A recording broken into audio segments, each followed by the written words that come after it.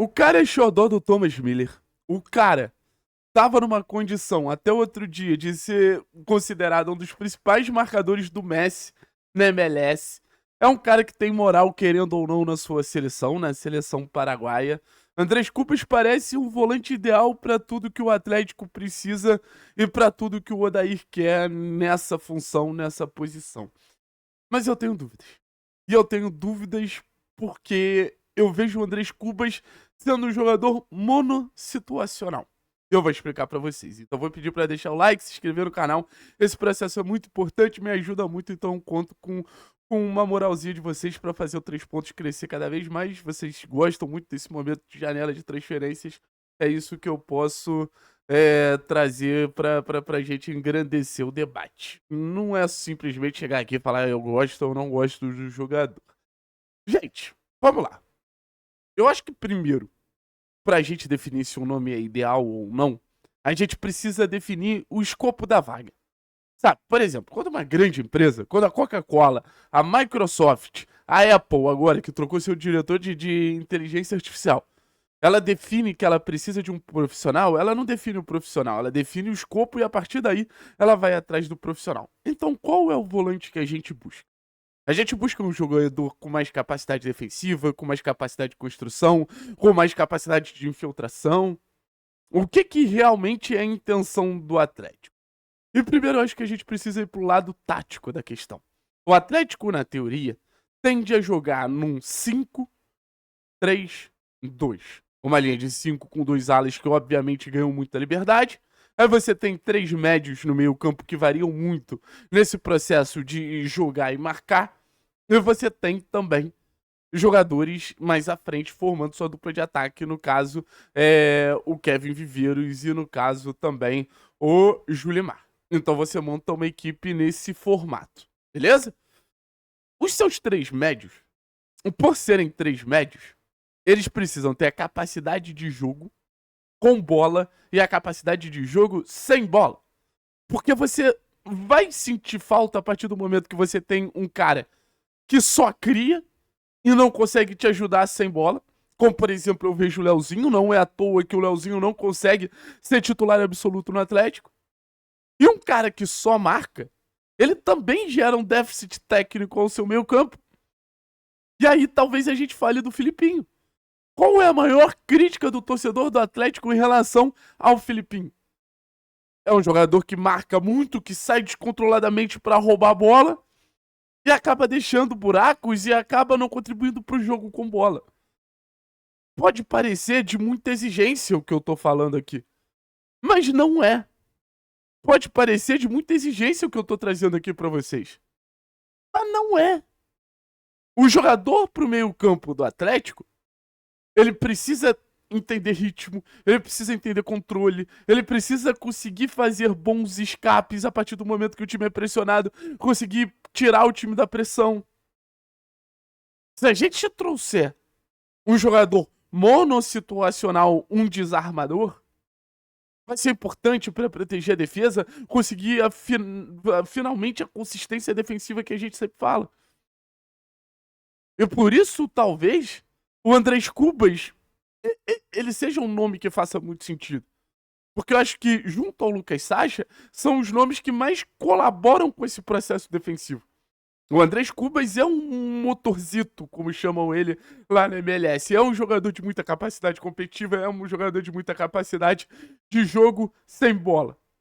Mas, no final das contas, a gente precisa falar de um Andrés Cubas também, que contribui pouco no jogo com bola. Então, vale a pena, faz sentido você abrir mão de um jogador que também precisa construir para você ter um jogador acima da média na questão sem bola? Porque o Andrés Cubas, ele é acima da média, isso é inegável. Eu não sei. Pra mim, o time que eu mais gosto de ver jogar na temporada é o Mirassol. O Mirassol conseguiu formar um meio-campo de três médios, com Neto Moura, Danielzinho e José Aldo, que marcam pra caramba o tempo inteiro, mas tem bola no pé. Eu vejo times do topo do futebol brasileiro, como é o caso do Flamengo, como é o caso do Palmeiras, optando botar o Jorginho na base da jogada, optando botar o Lucas Silva do Cruzeiro na base da jogada. optando botar o Andrés na base da jogada. O Botafogo, campeão de tudo na temporada passada, tinha a qualidade de passe do Marlon. Ah, Thiago, mas você não vai ter o Zapelli? Só que aí, beleza, vamos pensar. Anulam o Zapelli. O Zapelli, ele entra com todos os holofotes nessa Série A como uma principal referência técnica do Atlético. O Andrés Cubas vai ser capaz de fazer uma boa transição, uma boa saída de bola? Eu tenho muito minhas dúvidas. Porque se você for pegar o contexto da MLS, primeiro que pressiona um pouco porque o time dele é muito bom. Então sabem que a partir do momento que pressionarem o Vancouver, a bola nas costas, principalmente pelos lados, utiliza muito esse lado do campo. E outro ponto, é uma liga que pressiona mal. A capacidade competitiva da MLS não é tão boa. Então, a partir do momento que pressionam ele, é mais fácil escapar dessa pressão. E o Paraguai, bicho, cara, é aquele time que vai se defender 100% do tempo e bola pro mato que o jogo de campeonato, pra um pita da vida correr e tentar ganhar a disputa dos zagueiros lá nas eliminatórias.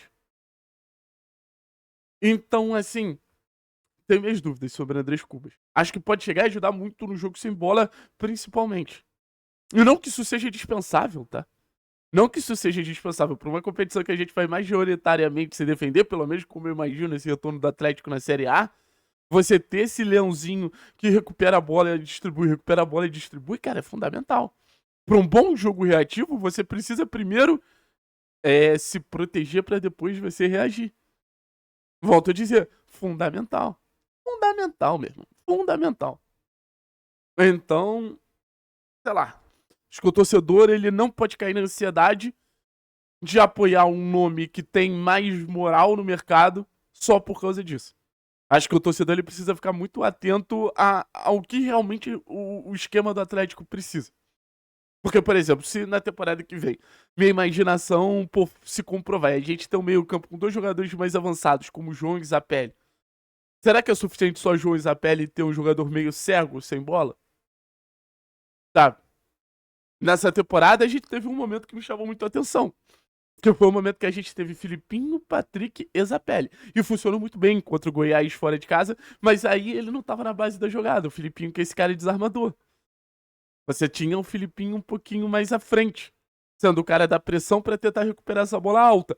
A gente pode usar o Cubas nesse sentido, que pode ser muito legal. Você deixa o Zapelli responsável por essa transição na base da jogada, e, cara, deixa o Cubas subir para pressionar, para recuperar essa bola alta, ou para provocar o adversário ao erro.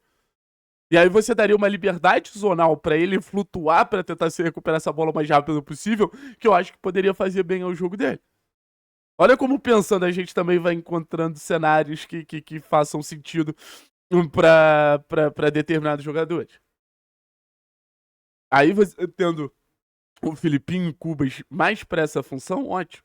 Aí você tem o Zapelli mais na base, que também vai pegar essa bola menos fluida pelo time adversário, já que você tá falando de um jogador que vai receber o segundo contato, o primeiro contato de pressão vai ser com esse marcador mais à frente. E aí você pode ter, por exemplo, sei lá, o João ao lado dele. E vamos ver. Tô curioso. Mas se eu fosse escolher um volante, eu ainda escolheria o Lucas Sacha. O Lucas Sacha ainda, pra mim, por tudo que vem fazendo nas últimas temporadas no futebol brasileiro, é o principal nome. Valeu? Tamo junto, forte abraço e a nóis.